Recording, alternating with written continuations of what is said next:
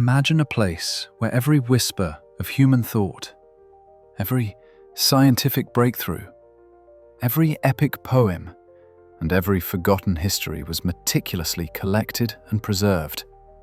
A repository so vast, so ambitious, it aimed to hold the sum total of human knowledge. This place existed. It was the legendary Library of Alexandria. But the story we often hear is just its ending, a tragic fire, a devastating loss. What if I told you that the true story of the Library of Alexandria is far more complex, more incredible, and perhaps even more heartbreaking than you've ever been told? It's a story of boundless ambition, unparalleled brilliance, and a slow, agonizing decline. Today, we're not just mourning what was lost. We're embarking on a journey back to the heart of the ancient world's greatest intellectual marvel, to uncover its untold story. From its ambitious birth to its enigmatic demise, prepare to delve into the rise, the glory, and the whispers of a library that truly changed the world.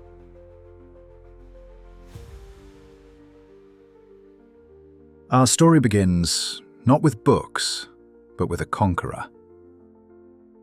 Alexander the Great. After his conquest of Egypt in 331 BC, Alexander envisioned a city that would bear his name, Alexandria. It was to be more than just a port. It was to be a beacon, a new center of culture and trade, strategically placed at the crossroads of 3 continents.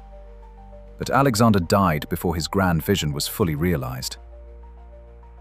It fell to his successors, the Ptolemaic dynasty, to truly bring Alexandria to life. Ptolemy I Soter, Alexander's general and the first pharaoh of the Ptolemaic dynasty, understood that power wasn't just about military might or economic wealth. It was also about intellectual supremacy. He, and even more so his son, Ptolemy II Philadelphus, dreamt of making Alexandria the undisputed intellectual capital of the Hellenistic world, eclipsing even Athens. Their centerpiece for this ambition was not merely a library, but the Museum, the Temple of the Muses. This was a sprawling complex, part research institute, part university, part intellectual salon, and at its heart, the Great Library. It was a place where the brightest minds of the ancient world could live, study, debate, and dedicate themselves entirely to knowledge, supported generously by the pharaoh. But how do you stock a library intended to hold all knowledge? The Ptolemies had an ingenious, albeit audacious, solution. A royal decree was issued. Every ship that docked in the bustling port of Alexandria had to surrender any scrolls or books found on board. These weren't confiscated outright. They were meticulously copied by the library's vast staff of scribes. The copies were returned to the ship, while the originals, often deemed superior, were kept for the library's collection. This was acquisition by royal mandate, a form of intellectual piracy on an epic scale. They also sent emissaries across the known world, buying rare texts, sometimes even resorting to trickery, as in the famous story of stealing the original plays of Aeschylus, Sophocles, and Euripides from Athens. Offering a massive deposit, they then forfeited to keep the originals. No expense, no effort, no cunning was spared in the quest for knowledge. With its shelves rapidly filling, the Library of Alexandria truly entered its golden age. It wasn't just a passive repository. It was a vibrant, living center of scholarship. Scholars from every corner of the Hellenistic world flocked here. They translated, they edited, they debated, and they created entirely new fields of study. Imagine an ancient version of a modern research university, but on a scale never before seen. Among the many titans who worked within its hallowed halls, some names still echo through time. There was Euclid, whose monumental work Elements codified geometry in a way that would remain the standard for over 2 millennia. Every time you study geometry, you are, in a sense, touching the legacy of the Library of Alexandria. Then there was Eratosthenes, a polymath of staggering breadth. He was the chief librarian, but his true genius lay in geography and astronomy. He famously calculated the circumference of the Earth with astonishing accuracy, using nothing more than sticks, shadows, and simple geometry. He observed that on the summer solstice, the sun shone directly into a well in Syene, modern Aswan, casting no shadow. In Alexandria, at the exact same time, a stick cast a measurable shadow. Knowing the distance between the two cities and using principles of parallel lines and angles, he deduced the Earth's circumference to within a few hundred miles of its actual value. This was an almost unbelievable feat for his time, a testament to the power of observation and reason fostered within the library.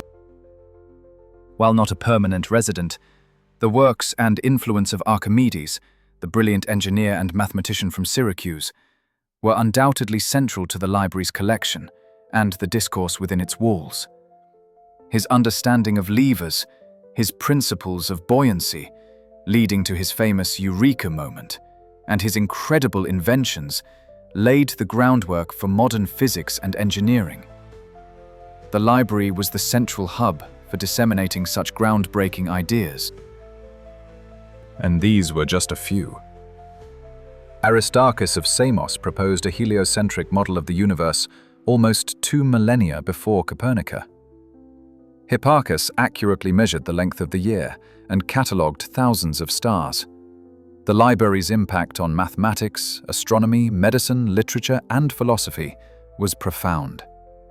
It curated, preserved, and advanced knowledge on a scale previously unimaginable. Its collection was immense. Estimates vary, but it's believed to have held anywhere from 400,000 to 700,000 scrolls, each scroll potentially containing multiple works. To manage this colossal archive, scholars like Callimachus created the Pinakis, arguably the world's first comprehensive library catalogue, categorizing works by author and subject. The Library of Alexandria was more than a collection of books. It was the engine of ancient scientific and intellectual progress. But even the grandest institutions are vulnerable to the tides of history. The golden age of the library, while brilliant, was finite. The seeds of its decline were sown not by fire but by political instability and the changing intellectual landscape of the Ptolemaic dynasty. As the dynasty weakened through internal power struggles, assassinations, and Roman interference, the patronage that fueled the museum and the library began to dwindle. Scholars were sometimes exiled or even persecuted if their views clashed with the whims of a new pharaoh. The once vibrant intellectual atmosphere began to stagnate.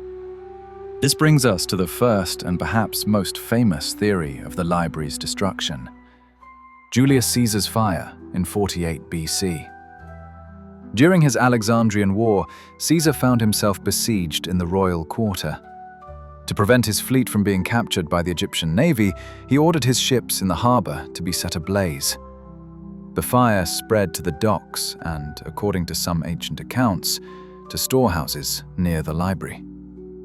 While many scholars believe that some part of the collection or adjacent warehouses were damaged, the idea of a complete, catastrophic burning of the entire Great Library by Caesar is largely discredited.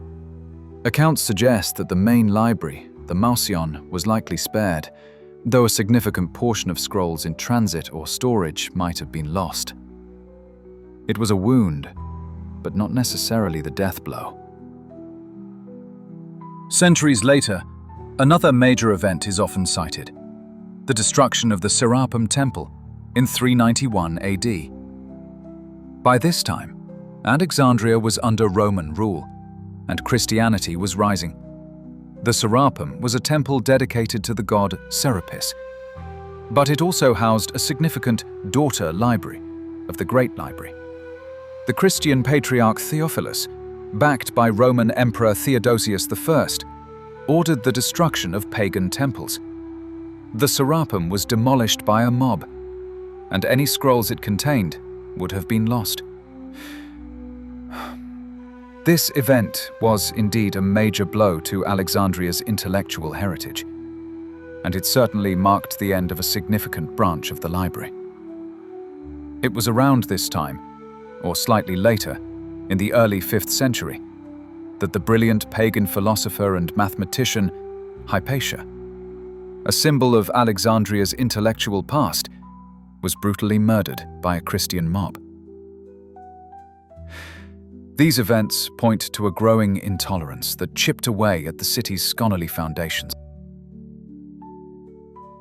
Finally, we come to the most enduring yet least historically supported theory: the burning of the library by the Muslim general Ammar ibn al-Ayqa, under the orders of Caliph Omar in the 7th century AD.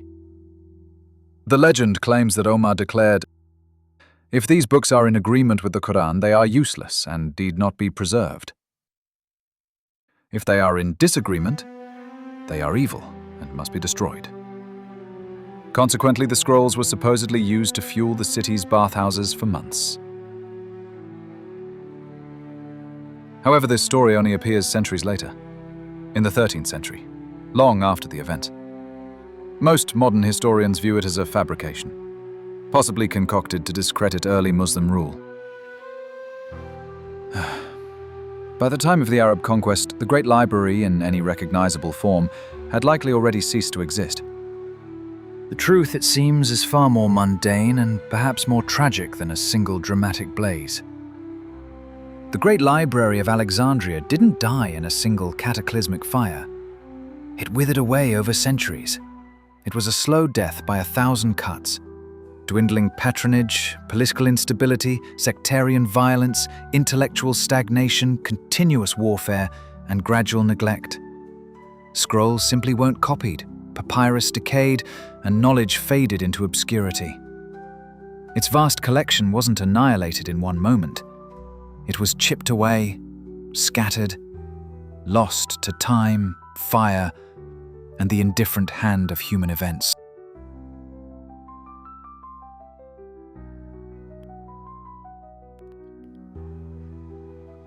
The real tragedy of the Library of Alexandria isn't just the loss of a building, but the immeasurable loss of knowledge.